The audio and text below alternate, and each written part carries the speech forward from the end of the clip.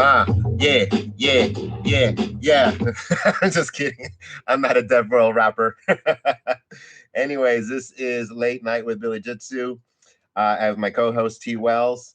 We're here to bring you the latest news and all the shit talking that people are too nice to say. We say it here. Anyway, some big topics this week. Every 2 weeks actually. We FTX and Reddit hook up. Martin Shkreli basically rugs everybody.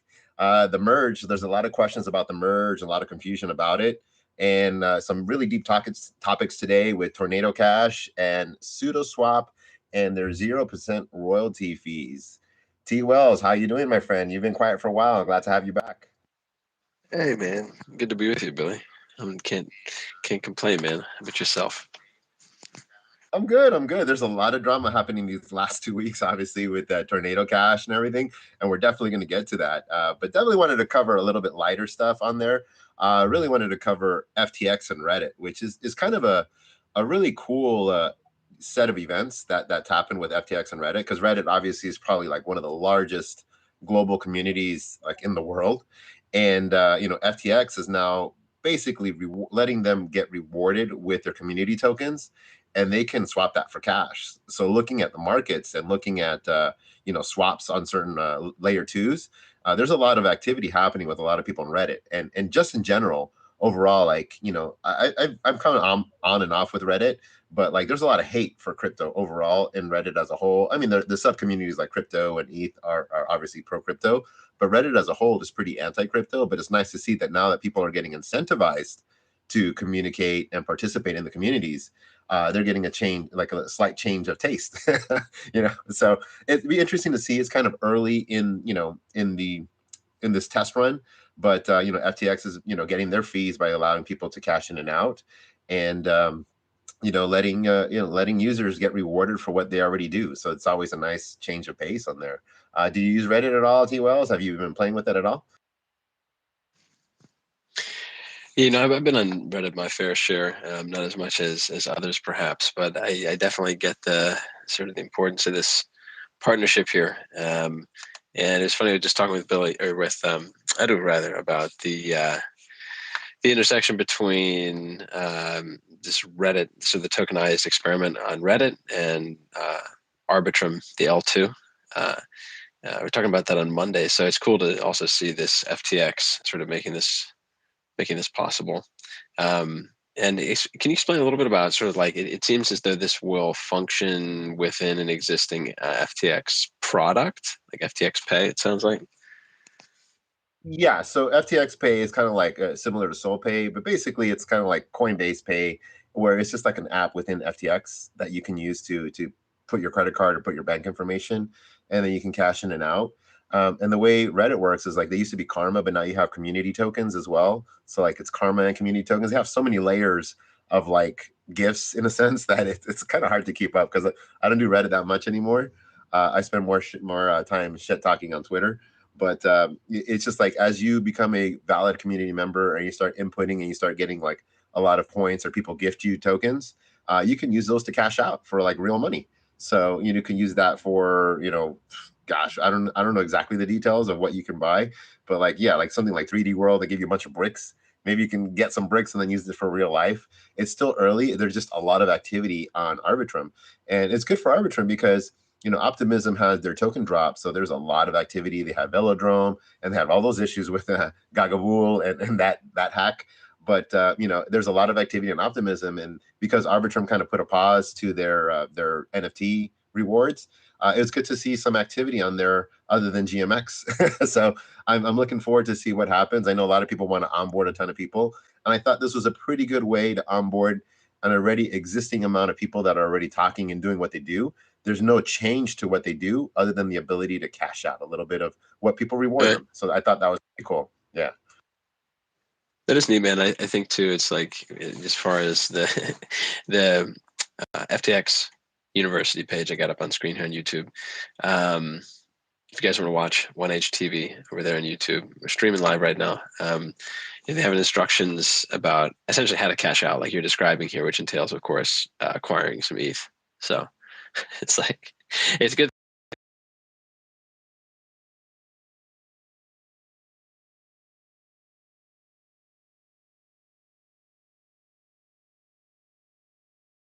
think it's on Arbitrum where the gas fees would be cheap.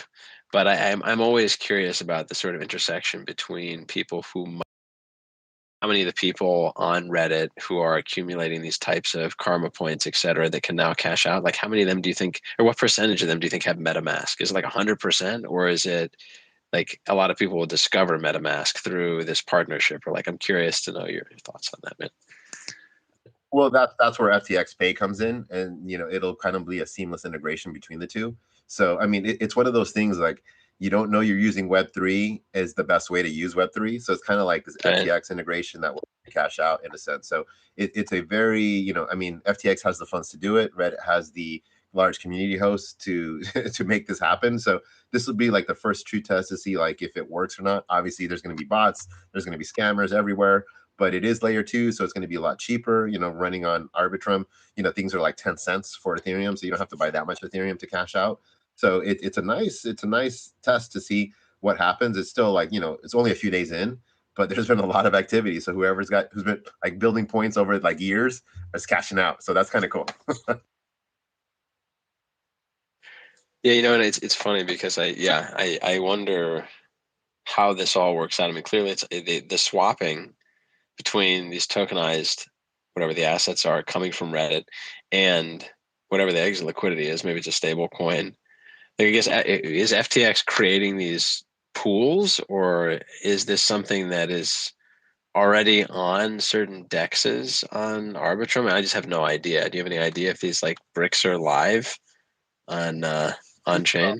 No, no. No, I don't know. I think FTX is playing a part in the pools because I'm going to be Yeah, honest. Like, if FTX yeah. said, "Hey, we're going to do the Billy community," I'm going to fucking mint all kinds of fucking Billy tokens and cash Oh out. yeah, I'm going to be that one, Sam's all over it. So yeah, I'm pretty sure community tokens are kind of set to a certain limitation per community, depending on how big the community is. If it has like 10 million users, they're going to add more liquidity. If it's got like 500 users, it's just going to be on people's individual ability to add more and maybe claim some fees.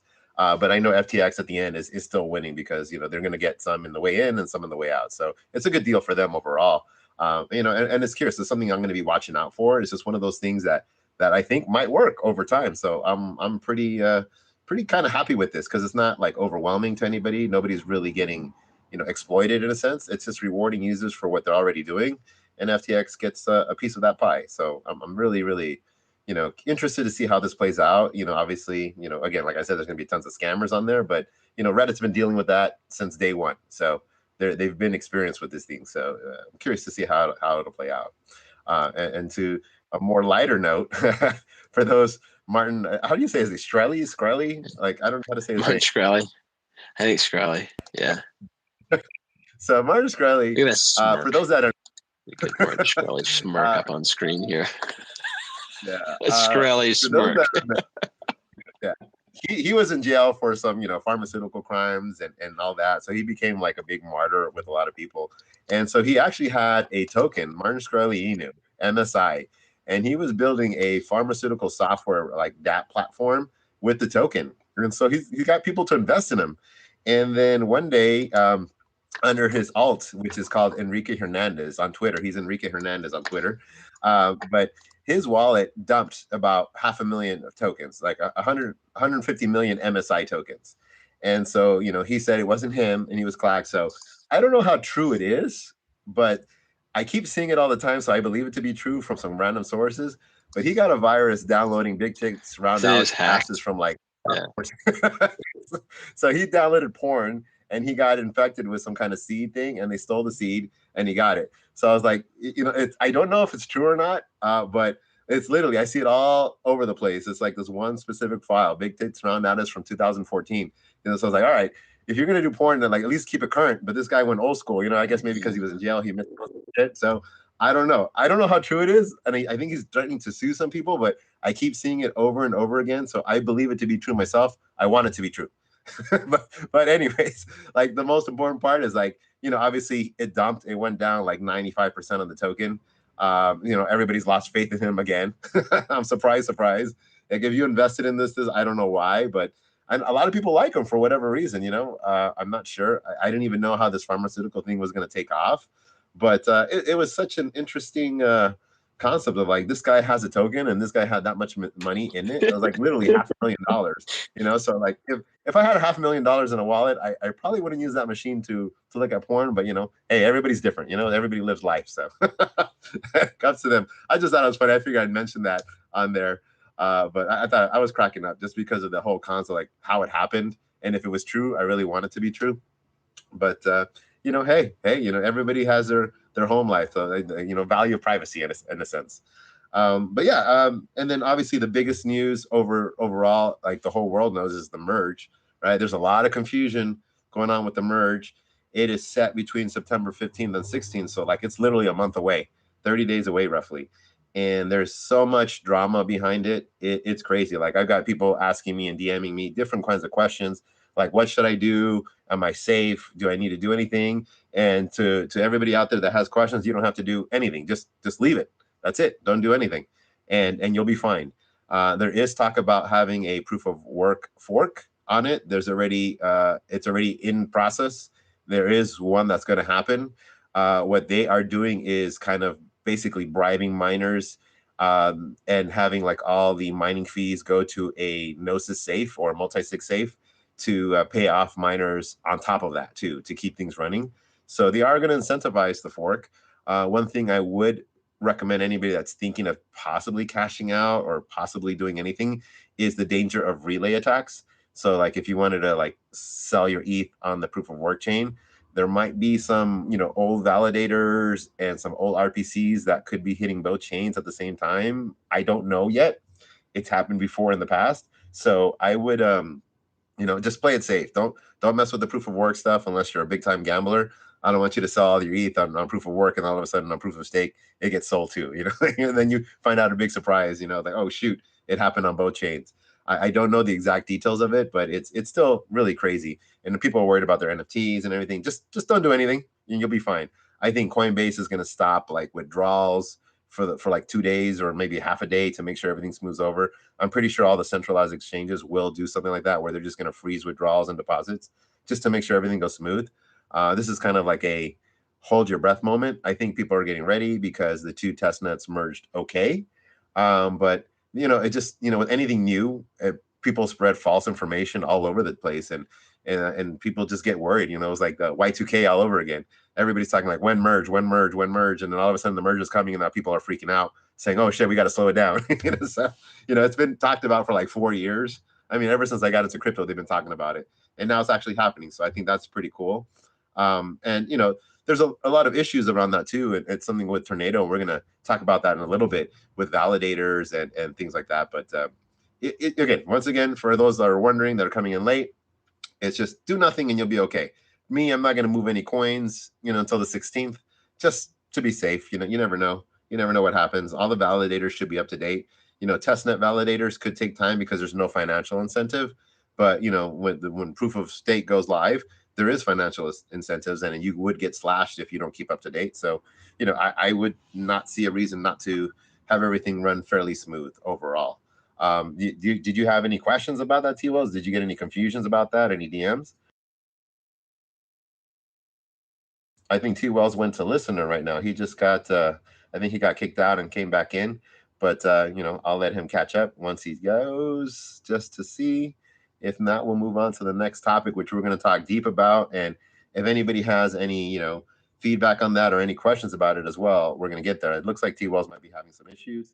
I had to reconnect. There. Apologize. I caught the end of the forking and merge though. What was your question? I'm sorry, man. Oh yeah, if you had any questions or people ask you crazy questions about the merge, or do you have any concerns about it? Yeah, it's interesting. I at the beginning I sort of I dismissed the fork war potential just because from my understanding, it's like there's a much clearer consensus around what's happening as far as the transition to POS for the builders and users as compared to like what's happening in maybe 2017 with Bitcoin. Like I know it's a different debate and all that, but like I don't sense there's going to be some community upheaval But yeah, I guess maybe some people will be getting free coins of some kind associated with Ethereum. But like as you said, I'm just kind of sit tight and wait for the dust to settle and then make decisions then, but not try to like make any crazy plays on expectations around a fork or a hard fork of some kind. Um, yeah, it'd be very interesting. I mean, I don't know enough technically to like know what all the likely landmines are for the transition to the proof of stake, but I trust that there's a lot of big brains that that are sort of on that. I guess we'll see. Definitely, definitely. Well, it comes down to this, and this is kind of where we're getting into tornado, and that this is the concerning part is the stable coins dictate what chain is going to go live, honestly, because you got, about 60 billion in liquidity in USDT, about 55 billion in USDC. So whoever they decide that they want to like basically cash out to is they get to decide which chain is real and not. Because if I do it on the proof of work and I try to cash it out somewhere, the exchange obviously has to decide, but they'll choose to honor it or not. So I could have 2 million of USDC on the proof of work chain, but I have nowhere to cash out to. So they kind of dictate like what chain is live. Also, for any DeFi, the oracles from Chainlink or anything like that have to validate. And so if they're not validating for proof of work and they're only validating for proof of stake, then everything's kind of like just going to fall apart in a sense. So, it's a little bit of a, it's not the chain decides, it's like the general consensus, but then the kind of the general consensus of the stable Yeah. coins overall. So, that kind of leads to the danger of centralizations, which kind of leads us into this whole tornado cash thing, which is like, obviously everybody has an opinion on it. And I really haven't seen anybody educated in the aspect that's like for it at all. I mean, there's a lot of people that really don't know much about it. It's like, yeah, like stop the hackers and everything. It's only used for bad, which they don't really understand, the theory behind it. But the issue is, and this developer got, arrested. We don't know yet if he actually did anything illegal or if it was just code. So I'm very reserved to say that this guy is innocent just yet. But if he didn't do anything that facilitated it and he just wrote code, that sets a really, really bad precedent overall, because there's a lot of issues on there. There's an attack on free speech, there's an attack on code, right? That is a whole other issue. My other issue on the other side is USDC freezing funds in Tornado Cash. If I live in Mexico, if I live in Europe, if I live in Africa, what do I care about US sanctions? And why do I care about you? What if that was my USDC that I had in there and I'm from another country? Now you just locked it because of US law. So that's kind of a shitty situation. And then everybody else kind of like bent the knee. So Aave, Uniswap, Balancer, Infura, Alchemy, and like one that hurt the most, Pocket Network. They all kind of blocked, IPs from wallets that touched it. They blocked RPCs to Tornado Cash. Pocket, Alchemy, Infura all blocked RPCs to the IPFS images. So like they did this without any warning from the government. They just kind of went ahead and did it anyway without like any requirement. So they like just stepped up and did it without any fight back or anything like that. And I get it. Like a lot of these are American-based companies. They don't want that US, smoke in a sense. So they're kind of just doing it preemptively. But it really shows you how fast people will play their hands when they're getting worried about their bags or their business in a sense, right? And so like, as you deep dive in it, a lot of these front ends are now sending all your information to TSM, which is a mega corporation funded by a whole bunch of credit cards. So, it gets to show you like where the control is overall. And it's pretty shitty. So like obviously in Defiance, everybody kind of like did some, airdrops and what is it called? Dusting to a whole bunch of popular wallets. And one of the Justin Sun.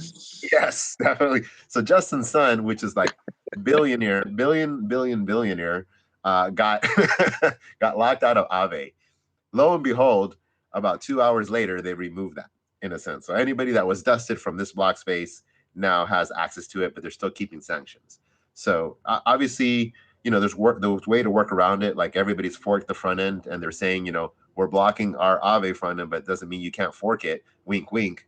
So obviously, there's other ways around it to get access to your money, but it just kind of shows a bad precedence of how it was not well thought out of this whole situation, and just like the bad precedent of like arresting this developer. It's been a few days. I would expect like a statement of like proof that was something was actually done.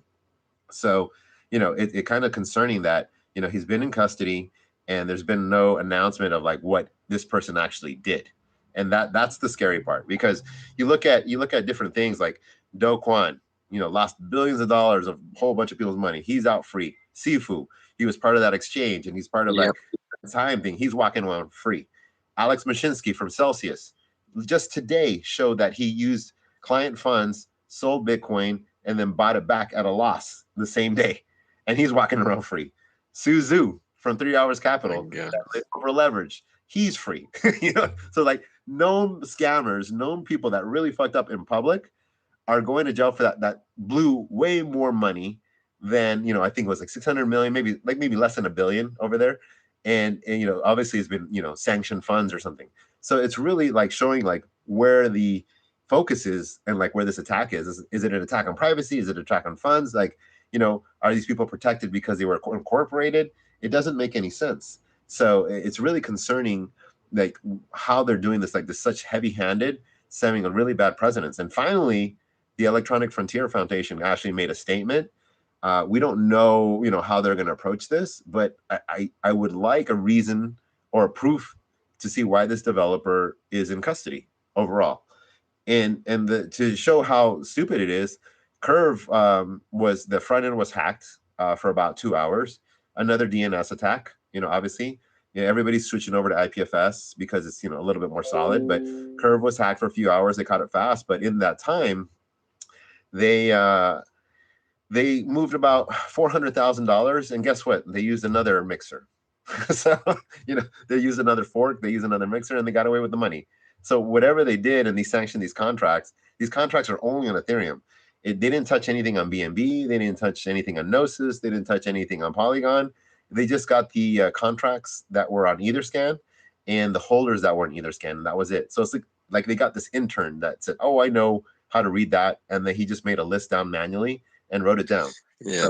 So it's such a shitty position to be in, where it's like, who's making the rules? Like, I mean, I know they have to have money for advisors. I know they have advisors, but like, who are these advisors, and like, why isn't this thought through? Is this just to show a display of power? No, man. Yeah. Yeah. Yeah. My take on this whole thing is that you just had a whole bunch of people in the federal bureaucracy that are being, got higher ups breathing down their neck to do something. Right. I mean, and you got to think about it too. Like ultimately, when you start talking about the figures that we saw hacked in bridge hacks, protocol hacks, etc., once you start talking about those types of tens and hundreds of millions of dollars, you actually start to attract nation state actors like DPRK, North Korea, etc. Because like if they can just go ahead and exploit that, that that's our people shall eat. Like there's enough there in some of these bridges alone to like finance parts of their government operations. So the idea is, I'm sure that they're just people within the federal bureaucracy, either the foreign policy establishment, treasury, state, that are just like, hounding these guys to do something, and they don't understand the implications of their policy decisions. But, it's just sort of like it's a proven, observable pattern, which is that if you have a frontier technology or something like that, the government will step in eventually to regulate, and they will overstep. Right, like my opinion is that this is going to happen in the courts, and they're going to have to, they're going to have to walk some of this back. But as you're saying, like the arrest of Alexei is the thing I'm actually watching the most carefully, because this is the type of thing that is, I mean, the U.S., whether it's the State Department agency reaching out and basically encouraging strongly a foreign government to pull this guy off the street. Like, I don't think it's about him. Like, my concern is it's about, okay, you're working on privacy tech, we'll find you. Like, we'll just we'll go ahead and arrest you wherever you are. And so there's definitely that larger chilling effect of this, not just because the regulation and sanctioning of like the smart contract and the protocol itself, but like the scrubbing of the code off of GitHub. Like, there's definitely a lot of shit here that I feel like is it definitely crosses lines, and I think I hope people will look forward to GR15 and like supporting Coin Center, and some of these other activist groups, because I think there's a lot of education that just has to happen. Bureaucrats make decisions because they said they have their own incentives, and like there's just so much to this that is so poorly thought through.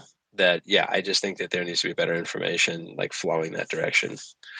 Thank you for listening. That's my rant for the day. Quick side note about that. So when GR15 does go live, I do recommend you guys to donate through ZK Zinc because they are going to have a token drop. So just in case there's some activity, you become a user. FYI, alpha. So, anyways, back to the topic. I said, yeah. So that's what I meant about overstepping. Like Microsoft bend the knee like that. Got rid of all the GitHubs. Got rid of all the Gits. You know, your RPCs.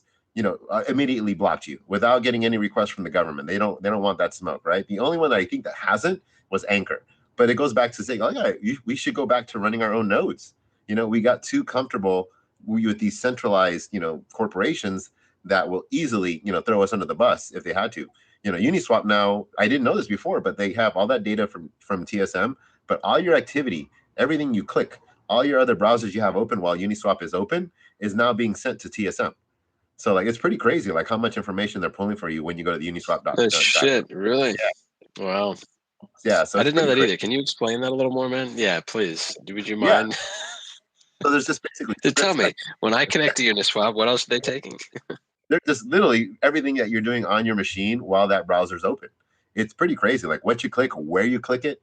You know, if you have another tab open and you're like looking and comparing two different browsers, it's basically a free data information. Now, if you have Brave browser or any of these like, you know, blockers, it helps block some of it, but it doesn't block everything. And MetaMask is doing the same. So people that think they're full OPSEC or anything like that, they're being tracked. You know, when you set up a new wallet, it's getting analytics, it's getting information about your machine, your different IDs, like your network card ID with your MAC address.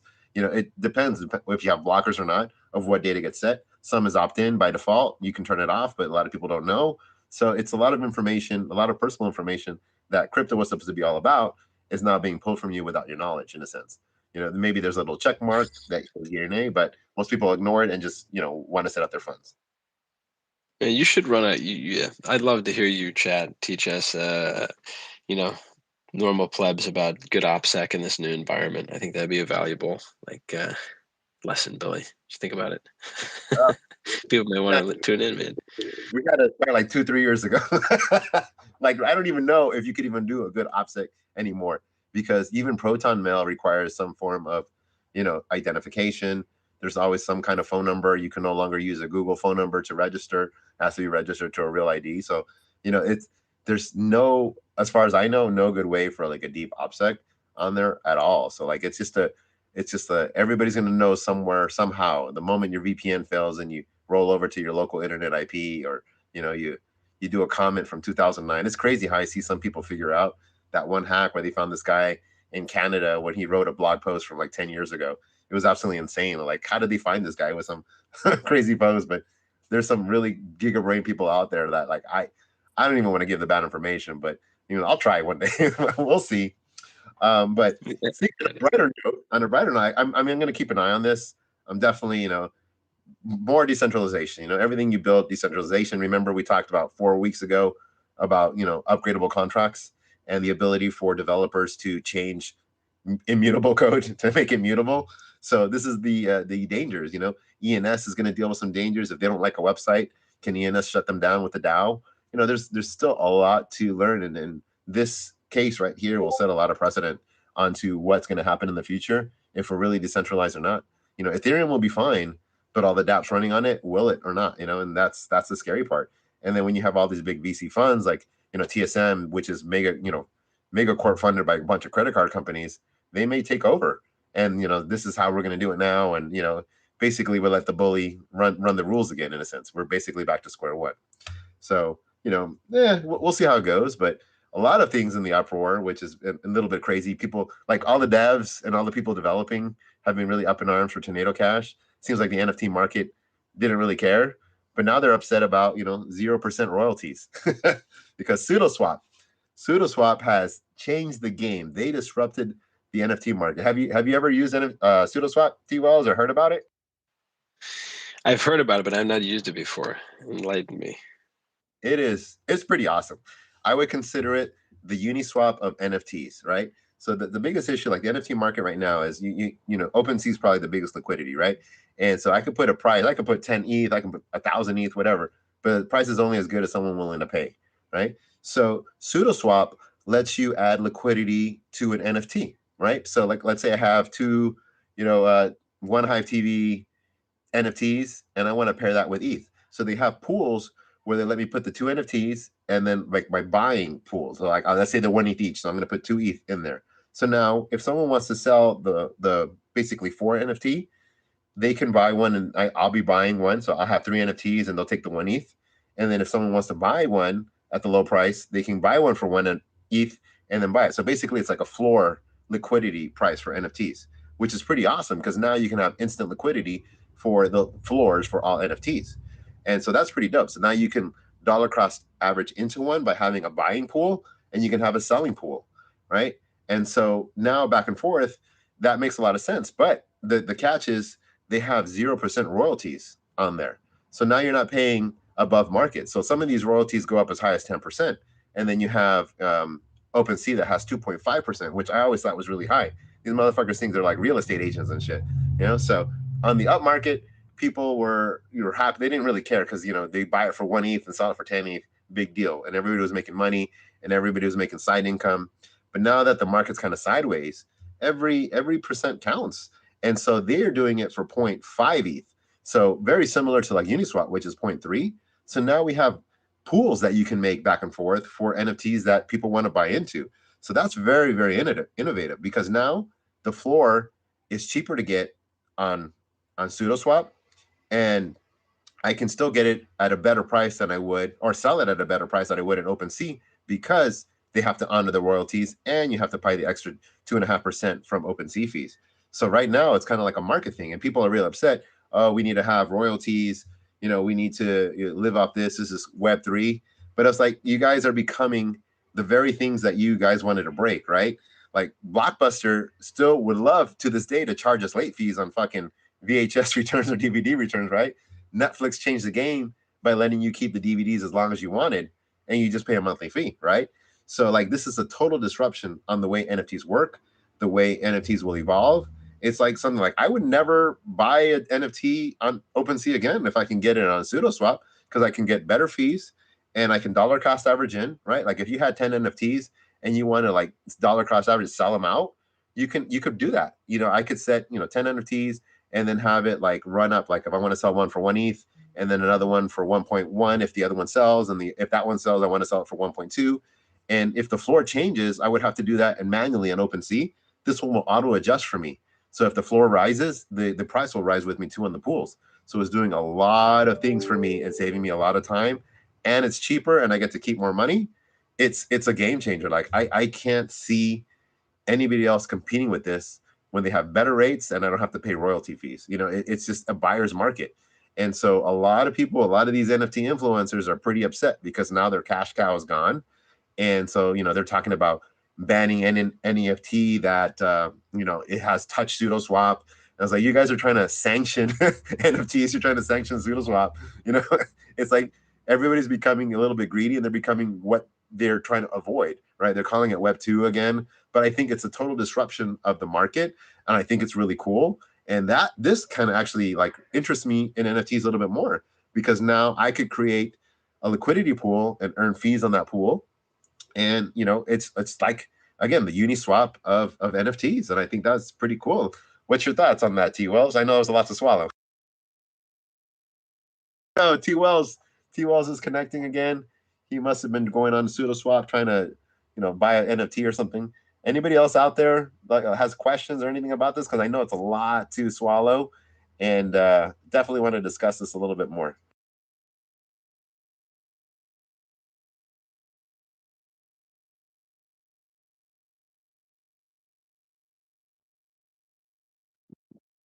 Yeah, you're trying to Myron Shkreli's video. I don't know, so we'll see. No, I'm curious. I need to learn more about the Sudoswap, man. I need to learn how. So you're saying you can basically, you can tell me how you become an LP on Sudoswaps. Like if somebody's coming to this for the first time, how would they go about sort of creating the pools? All right, so I would do two. So let's say I have two NFTs from a collection, right? So like I have two Bored Apes, and let's just say they're 100 ETH each, right? So I want to at least have liquidity on there. So I would have two Bored Apes, and then I would have to have 200 ETH in that pool. So I have to do 1 for 1. So now we have this liquidity pool with 2 Bored Ape NFTs, and we have 200 ETH sitting in this pool. So if someone wanted to buy one of those apes, they could buy it with the 100 ETH, and then I'll have that pool will have 1 Bored Ape and 300 ETH.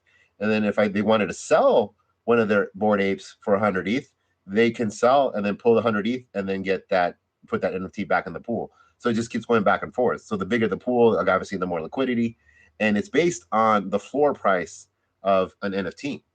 So you can just keep going. So the more NFTs you have, the more ETH you want to back it with based on the floor. That's pretty much what the automatic market maker will let it be. That's pretty wild, man. That's pretty wild. So you got a lot of creators that are concerned, obviously. Well, yeah, because it goes against what they got used to living the high. I mean, let's think of a corporation with you can add fees to your users. Why wouldn't you? And then someone creates something innovative that takes away the fees. I mean, like the stock market. All of a sudden, Robinhood does 0 fees, and then everybody moves over to Robinhood because there's no fees. So it's like if they didn't do that, they'd still be charging fees. So like competition is good. So I'm hoping that OpenSea looks rare. If anything, lowers their fees or has a royalty cap. Because I'm going to be honest, man, 10% royalty fees is just insane.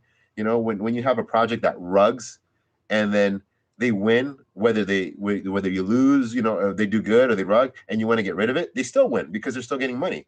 So it's quite a shitty thing. And then you have projects that start with like 2% royalty fees and then they switch it to 10. And that's pretty shitty too. So it's like, I was actually going to build something like, is there anything that lets you do peer-to-peer? And then I discovered Sudoswap and it's like, man, this is cool. And then they just dropped this new one that lets you do automated maker with 0 fee, with 0 royalties and 0.5% fees. It's like, it's awesome. So I think it's good. Again, I'm not a creator, so I'm not trying to live off royalties, but I think it's a disruption of, I think, a broken market anyway. I think people were taking advantage of it, and I don't think anybody was really relying on it, but it's a good, little feed for anybody that got that piece of that royalty fee. But live, let live is up.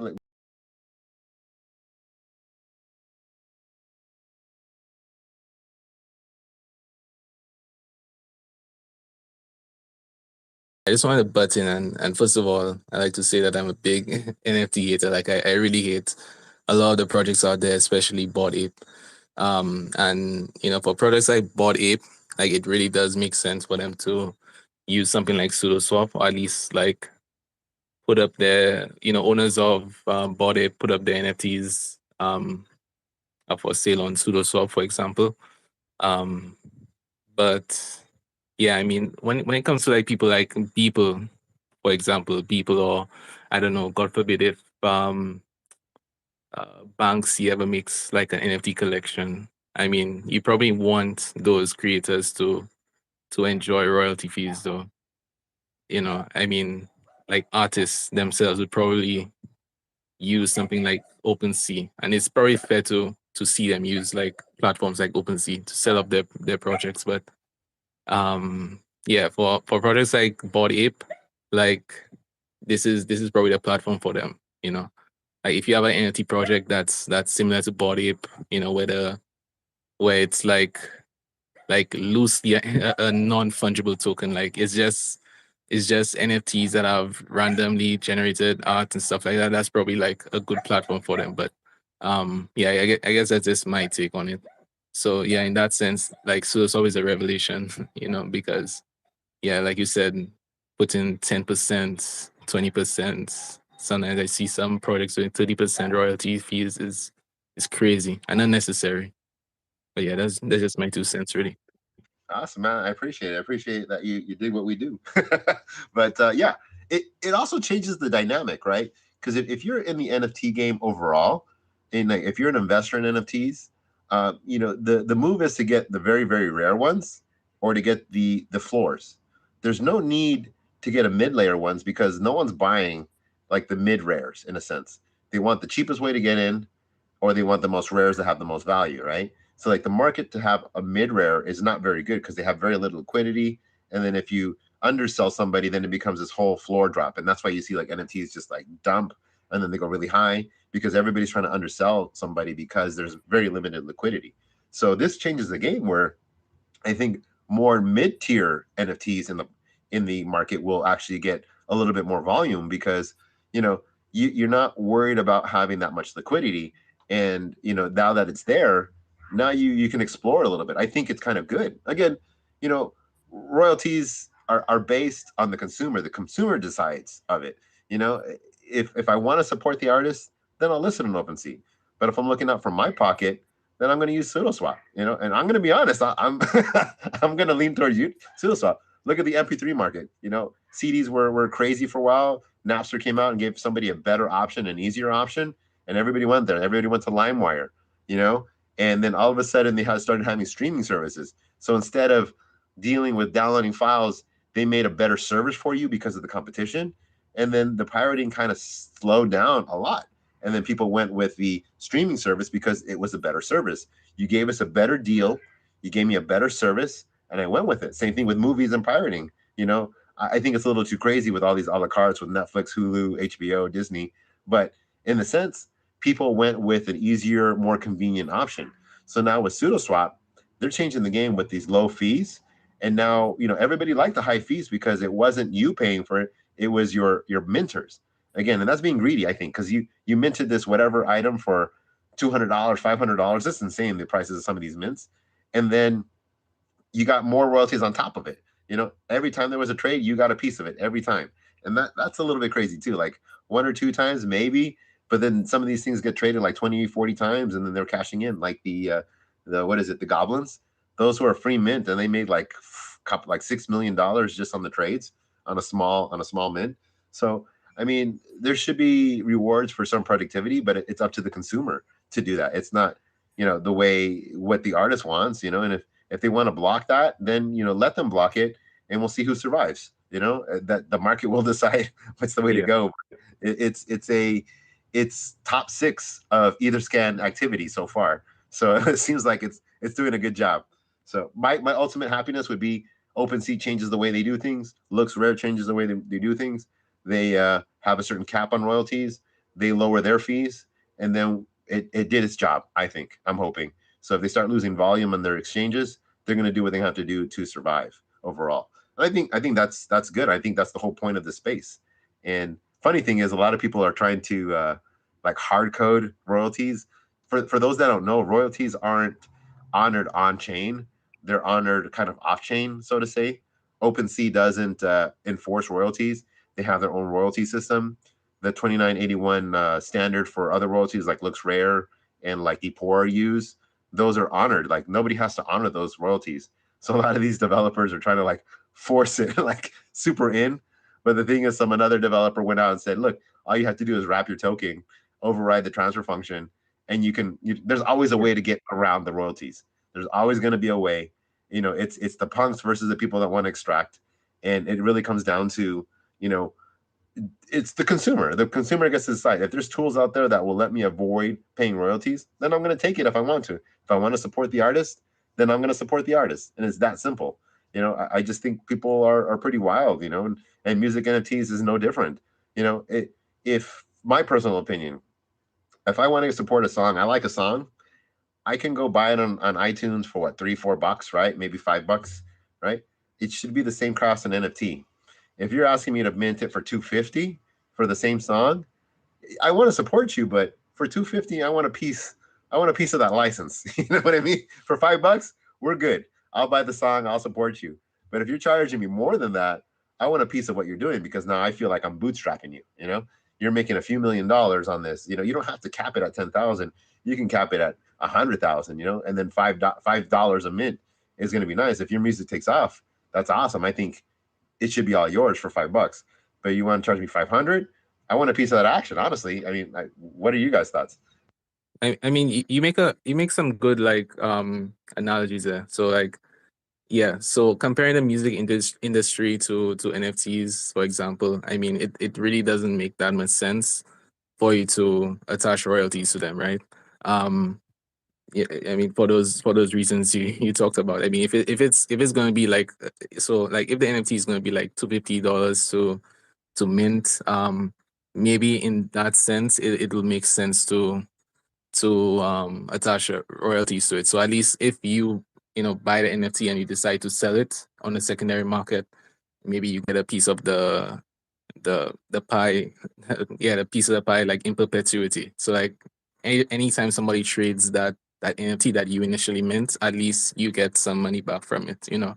And maybe in like eventually you get some of that that money you spend, that insane amount of money you spent like in the initial mint back. But yeah, I mean, in the sense of like trading music NFTs, and maybe in some far future when people want to use NFTs for tickets, like I think that's a pretty good idea. Like if people if there was like a project that would allow people to mint their own ticket for events, it really does make sense to attach royalties to that, right?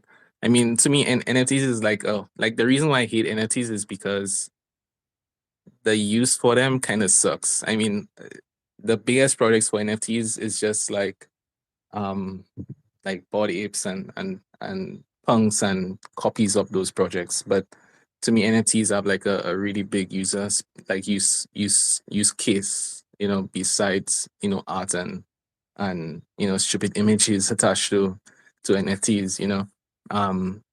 So yeah, for like most of these projects, they don't really need royalties, you know.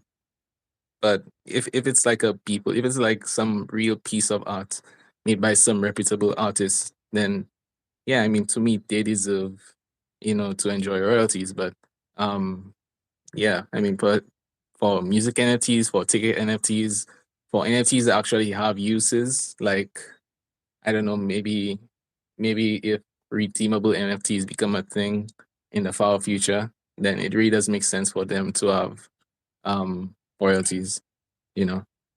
Yeah, That's just my take on it.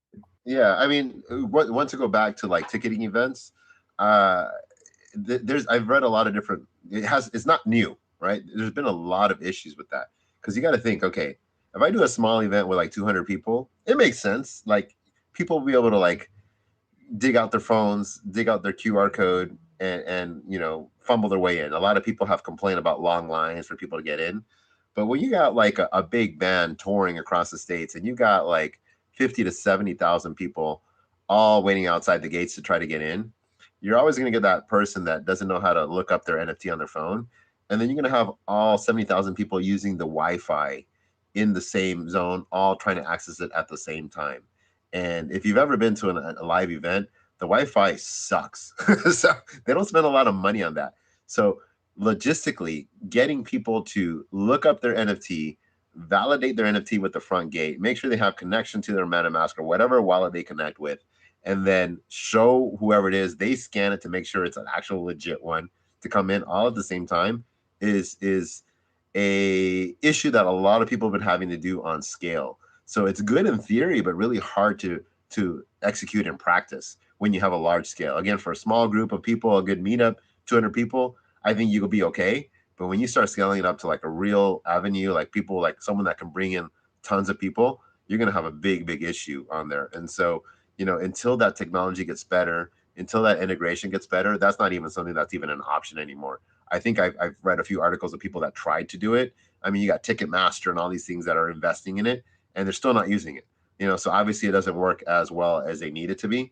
So it's something that is still left to be desired. We're just going to do it at a small scale, but yeah, I mean, and then you add a royalty on top of that. It's like, get the hell out of here, man. You know, I'm not with that. So, you know, for me, NFTs, I value stuff that's on chain because people always say utility, and then they send you a jacket. You know, it's like, what about the guy that lives in China? What about the guy that lives in Afghanistan? The girl that lives in Africa? You know, what's that utility for them when you're holding a meetup in New York? You know, it doesn't mean anything. You're like, oh, okay, great. So, I mean, I guess you can maybe do rentable NFTs. That would be kind of cool. But then you go into wrappers, and you know, how does that work? How does it? It's such a complicated system that we still have to figure out. You know, I hate saying we're early, but we're still trying to figure things out. So it's still kind of early. But you know, there's a lot of great ideas and there's a lot of bad ideas overall. You know, people shoot me ideas all the time. I'm like, I'm honest. I'm like, that's stupid. You know, but you know, it's because I think of all the logic that goes behind it. I think the ideas overall, but it's really hard to execute realistically. And so, you know, someone's going to disrupt like Sudoswap. It took some time, but literally less than a year of NFT popularity, and Sudoswap was born. And I think they're one of the most innovative things. If I had more NFTs, I would start putting liquidity pools and things like that. I think it's great. So if people ban me for using it, ban me, but I think it's pretty awesome. So what are your thoughts on that, T-Wells? NFTs as any other use other than a PFP?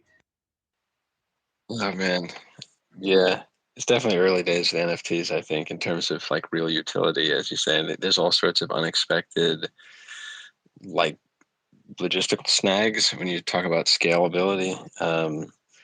But yeah, the more I'm getting the grok and the pseudo swap, I'm understanding it, and it's the tension it creates is fascinating for sure to me. But yeah, I mean, anything that can sort of disintermediate a third party in the way that Uniswap did, I think it's inevitable that it's going to catch on in this space that is largely driven by just saying the customers, most specifically speculators. Like if they can create and create their own and participate in the pooling of liquidity around NFTs and avoid the trading fees, they're definitely going to, the momentum like will shift over to that tool for sure. I'll have to experiment a bit. It seems like it's just on mainnet right now. Yeah. Sudoswap. Yeah, but it's all open source for the most part. So like it can easily be forked. So, if the NFT community does a sanction on it, someone can easily fork it over and create a new front end and it's good to go. Throw it across any chain. See, I just got to say, man, that you see how powerful hegemony is. The U.S. government does something that's the exact opposite of crypto, and then crypto people start using the language and like approach. It's actually kind of scary. It's like it's for like unintentional sanctioning each other. It's horrible. Yeah, it's so funny. I'm like, I think I'm calling it like, can we ban users? Can we ban token IDs that are on those pools? It's like, well, what do they sell it? You're not thinking things through, and that's kind of like they're thinking emotionally. So like if someone buys it on Sudoswap and then sells it on OpenSea, they didn't know it was on Sudoswap, and then they get banned from airdrops. It's just a lot of people talking emotionally because they're mad about it. And again, models change, and in this space, I mean, like 1 month is like 1 year, and so like if you built your model to think of like 2021, you're already too late. So like that's why I'm kind of like, using these pre-modeled like NFT creators. You're a year behind because it took them a long time to build it, and now the game's changed. It was NFTs, PFPs, then it became free mints with royalties, and now we have automatic market makers. And then what's next? Who knows? We're going to be building on top of that. It's going to be that NFT money Lego.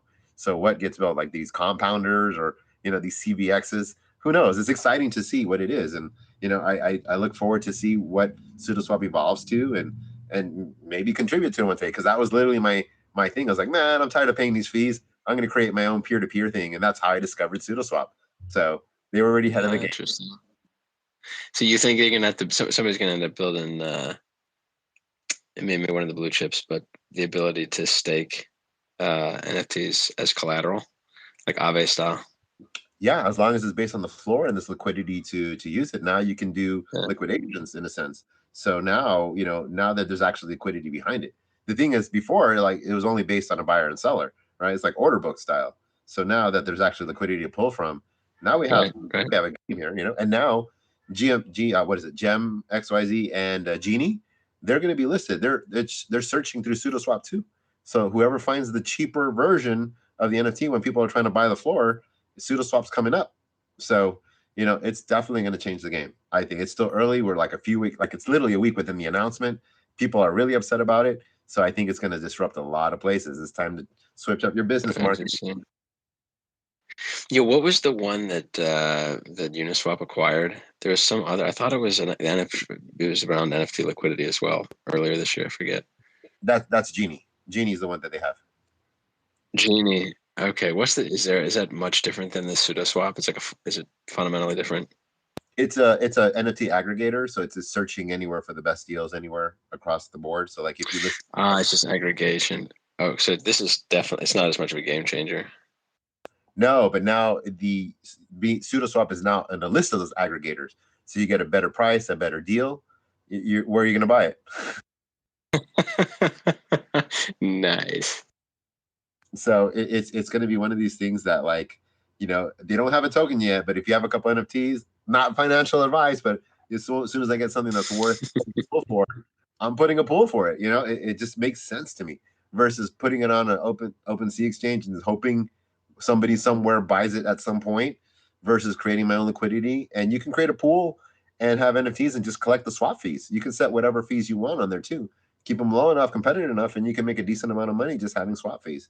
So it's very innovative. I like it. I love innovation in the space, always breaking new ideas. And I think this is one of those things that, people are just going to have to deal with, whether they hate it or not. I hope it changes OpenSea's game. I hope it changes Looks Rare and everybody else's, and we see something innovative in this space. Oh yeah, man. Gas is under 20 Gwei, so we're gonna do it up.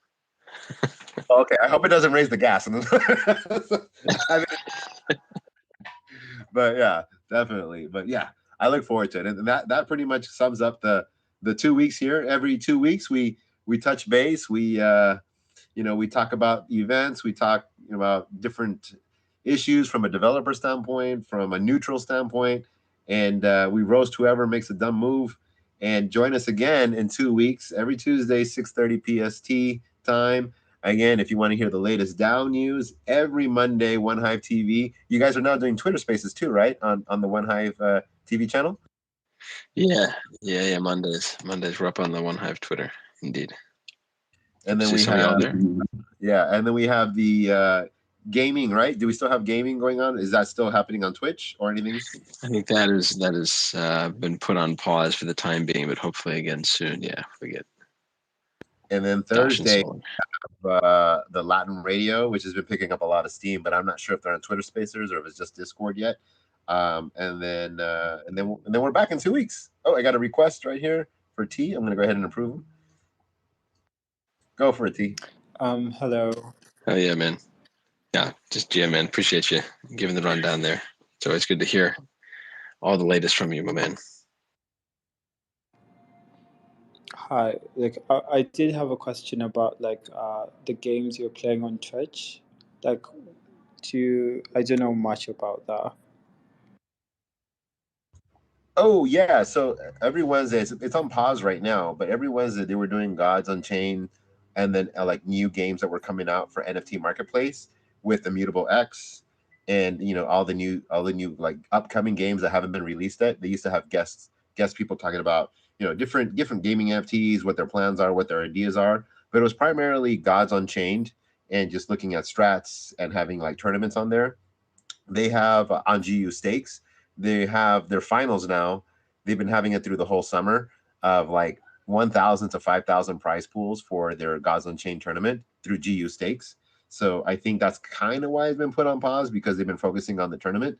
But definitely NFTs and gaming, like the two big games for me that I know of that I was just in a space talking to people is Axie Infinity, which is huge on the Ronin chain, and then Gods Unchained on Immutable X. Those are the two go-to games. And then the other one that I've been watching, I don't know, I'm reserved about it, sounds cool, is Illuvium. That one has been on my radar for a long time. I was just upset that I missed out on the early purchase, and then it went up like 1,000 times. I was like, fuck that. So anyways, those are my latest updates on games, but it's definitely becoming something a lot of people are interested in. But as anybody knows, games are hard to make, and then games on Web3 are even harder to make. So we'll see how that goes. Yeah, I've been working on a game for some time now, and yeah, I definitely understand the sentiment. I'll definitely DM you a preview of what we have. Yeah, because I think just gaming in general, I think the synergy between PFP characters and bringing that to life with Web3 space, I think that makes a lot of sense for people, but it just gets a bit difficult implementing.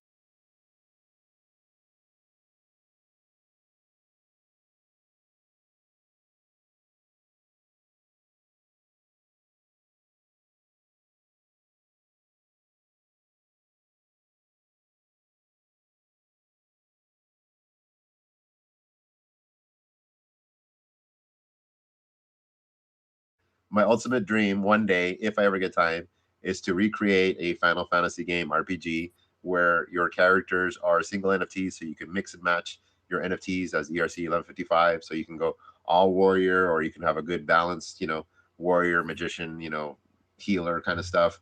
and you can mix and match your NFTs, trade them out, run through quests that are more open, and then people can build off that in the metaverse where you can use those NFTs to go on like cycles. That would be like DLC in a sense, but with your own, you know, build. So that would be the dream for me. That would be super cool. I wish it happened. I got to build it, but again, I haven't even built a game yet, so I'd probably build a game before I build a Web3 game. So we'll see how that goes. All right, guys. So that we're just gonna wrap it up for the night. Thank you for T Wells. Welcome back for the show. Again, join us again in about 2 weeks. Every Tuesday, 6:30 p.m. Pacific time. That's what we call it, late night. And I hope